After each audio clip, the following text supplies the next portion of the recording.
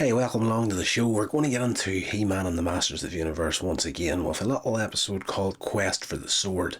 This is a very, very tasty little episode and very simple idea and premise behind it, as per usual in He-Man and the Masters of the Universe.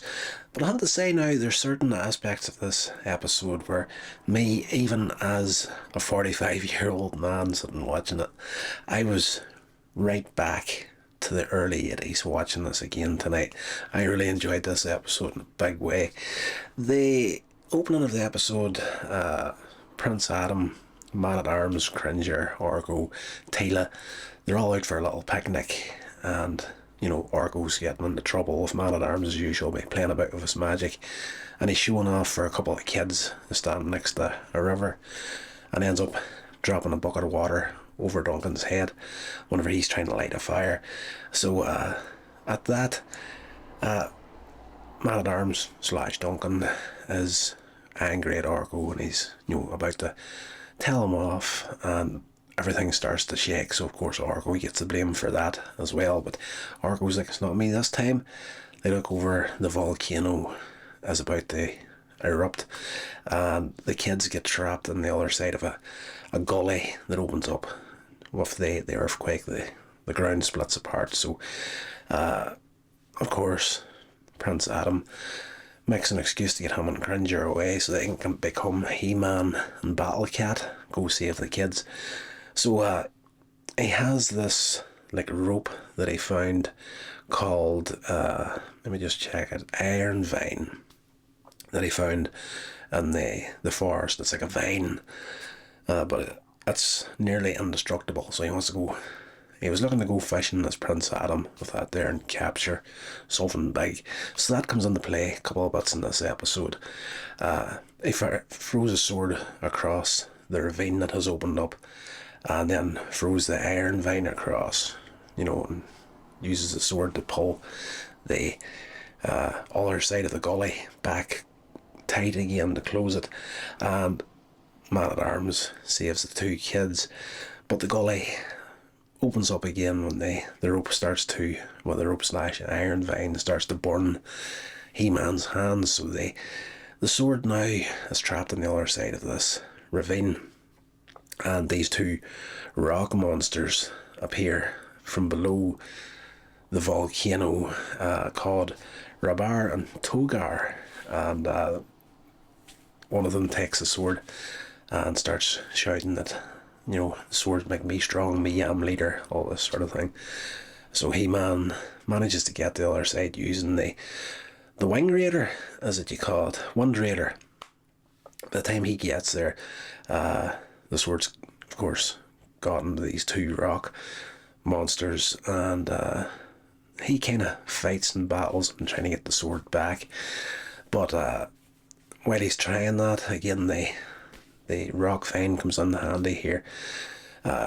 He tries to get the sword off him and ends up, this volcano was still erupting and whatnot, and he falls down into the gully himself, but the vine saves him. He saves himself with that, and while he's trying to crawl out of the ravine, it begins to close on its own again, and you get this little moment in there where he's trapped in the gully, closing up on him, and he's trying to push it apart, shoulders to the one side, feet to the other, and he manages to get out just before it slams shut.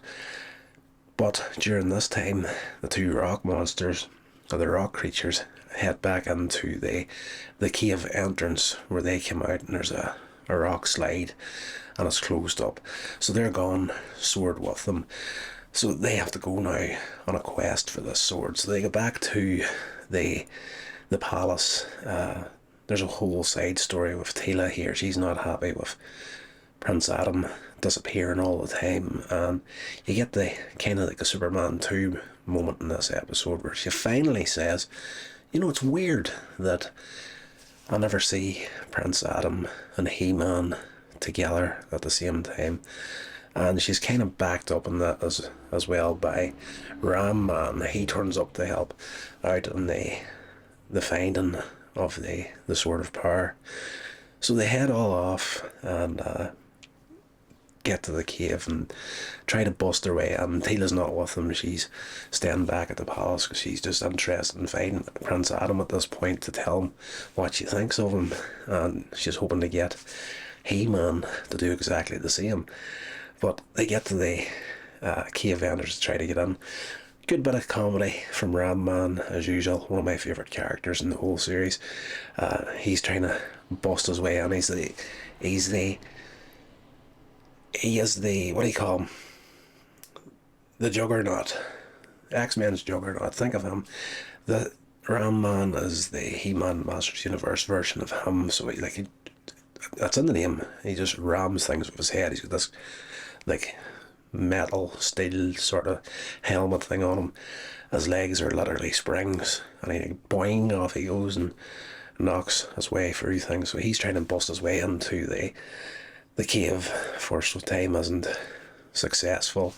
They kind of deal with the idea of using the laser to get through, but He-Man decides that's not a good idea in case, the laser could bust this rock apart, but there could be rock creatures in there that could get hurt as well. So Orko tries to stop Ram Man from taking a second attempt, and Ram Man, he's like something like a locust or a locust. Let's just, I can't remember the exact name of the creature that he said, but just say a fly can't help a eagle sort of a thing. But yeah, he manages to bust through the wall, and then Orko falls him in. Well, you had to let me finish. I found another doorway around the side here. So they eventually get on down into where the rock people live at, down in and below the volcano under the surface. There's a light source coming up from the core of the planet, and the one little mistake in the episode is Man-at-Arms explains where this light is coming from. It's coming from the centre of the earth. So he says that, I think, twice in this episode. Funny how I can remember that there, but I can't remember the name of that bug that Ram Man used and referenced. But yes, centre of the earth, but it's not Earth, it's Eternia. So that's the centre of Eternia, blah blah blah. Anyway, that's neither here nor there, but that is their home below the surface. They get their light and their heat, energy. The whole works from the centre of the planet. And there's one big beam holding the whole roof system up. So they try to distract them with Ram Man bouncing back and forth in the cavern, and He-Man using the rock vine again. He tries to use it Indiana Jones style and swing down, get the sword off this creature and get out of there, but they mess up, and as he's swinging down, he meets Ram Man coming back, and they collide mid-air, fall down amongst all these monsters. So you've got these two creatures. Rabar, he's, sword in hand, I am boss, I am warrior. He's kind of like a Grimlock sort of a character in the way that he speaks. So He-Man's trying to explain, a sword doesn't make you a leader. But he's like, I've been outside, I've seen everything. So he's been on the surface, seen the fighting and wars that's going on between Skeletor and He-Man and everything. And the big leaders in his eyes all have weapons. At this point, the other rock creature, Togar, he grabs the gun off Man-at-Arms. So he's saying, I am leader as well. So one's got the sword, one's got the gun, and they start firing. And one of the blasts from the laser gun takes out the bottom of the support for the pillar that's holding the whole roof system up, and risking caving here. He-Man manages to get in below it, holding it up, but he's having trouble. He's like, I need a foundation here. At that, Man-at-Arms sees this big cement block sort of thing, and that would work. Well, how are we going to get it in there? The only person that could push something like this would be He-Man. So eventually, the two rock monsters, I don't want to keep calling them monsters because they're not, Rabar and Togar at the end push the stone in place, and they save the thing from caving in. There's other members of their society there, and earlier on in the episode, the Rabar, he was trying to get them to attack He-Man and Man-at-Arms and everything, but they were acting afraid and scared. And He-Man's like, well, these aren't evil creatures. They're peace loving. They don't have any concept of war or fighting. That's the reason why he was trying to, swing down, grab a sword and get out there. He's like, I don't want to learn this race of people that, how to fight or bring fight into their culture. So at the end of coming up towards the end of the episode, Rabar and Togar seeing the fault and their actions in the episode decide that yes, sword and gun does not make you a leader. Sword and gun bad, and at that point they throw both of them into the mouth of the hole that leads to the core of the planet. And at that, He-Man just has to accept the fact that, sword's gone now. I can't change back to Adam. I'm going to be stuck as He-Man forever at this. Having even Man-at-Arms is like, there's no hope of getting that back. And by this stage, it's completely destroyed by the heat of the core. So they decide to get out, and Rabar asks them, don't let any visitors from the surface come again. We want to stay where we're at and live in peace. So they agree to get out to the surface and block off the cave entrance and close them off to the surface world, which they do. But they've lost track of Orko here as well. So Man-at-Arms and Ram Man head back to the palace. He-Man's going to do one last look around for the sword, close off the entrance and whatnot. At that point, Orko turns up and he has the Sword of Power. His thing in the episode was, this energy source from the core of the planet, if I could get a sample of that, I could create unbelievable magic. So during the confrontations, when he realised that everybody's going to be safe, he decided he'd go down into the core himself, and of course he found it too warm. He decided to come back, and as he was coming up, he met the sword coming down, so he got it, gets it back to He-Man.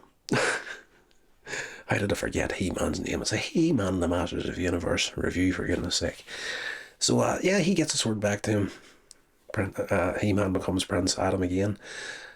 Battle Cat becomes Cringer. They eventually get back to the palace in time to hear Tila mouthing off about, I can't wait to see what He-Man's going to say to Prince Adam. And of course Prince Adam turns up, you're too late, I've already heard, sort of a thing. And she's like, darn, I wish I could have seen that. Don't tell me you've come face to face and I missed it. And at this, of course, Man-at-Arms has no idea what's transpired as far as the sword was concerned, and he's like, what, how, sort of thing. So we close out the episode there after a little bit of comedy with Orko threatening to do a little bit of magic to turn Cringer into a dragon, and Cringer jumps into this big vase to hide on him. So they get the little laugh outro to the episode that we're all very fond of at that old show. But as per usual, there's a moral to the story, and if you don't get it, a character's going to break the fourth wall, tell you at this time. This time He-Man is the one that tells you what it says, and I'm just going to read it off here so I don't mess it up. He says, it's a good thing Orko got my sword back today, or Prince Adam might never have been seen again. The rock man who took my sword thought it made him a leader, but he was wrong. A sword or any other symbol does not make a person a good leader. What does is intelligence, respect for others, and an unselfish desire to do good.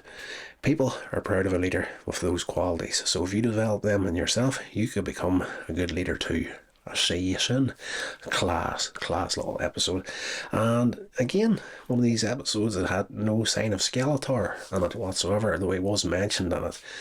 But, thinking back on He-Man and the Masters of the Universe back in the day, it's always He-Man, Skeletor, but I am honestly, watching these old episodes back to back, the way I have been over this series, I'm actually surprised at how many episodes are in there that, Skeletor's not even in it.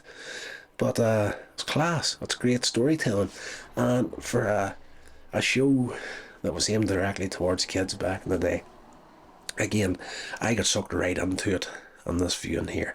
Loved it. There was just a few moments there where I wouldn't say I was on the edge of my seat, but I was highly invested in these creatures and who they were, and then just the animation and the way that they were played was unreal. Like, especially the ones that were sitting in the background, sort of kind of like scared and shivering because they just didn't know how to deal with outsiders, and the fact that one of their own was trying to be a warrior and whatnot. It was good storytelling, and something that we're sorely missing these days on TV and streaming. So that's going to do it for this episode. I hope you enjoyed it.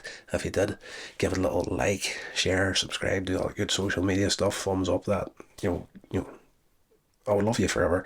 If you're on the podcast, thank you so much. Rate and review, follow the show. And that's going to do it. Until tomorrow, stay safe, and I'll talk to you all then.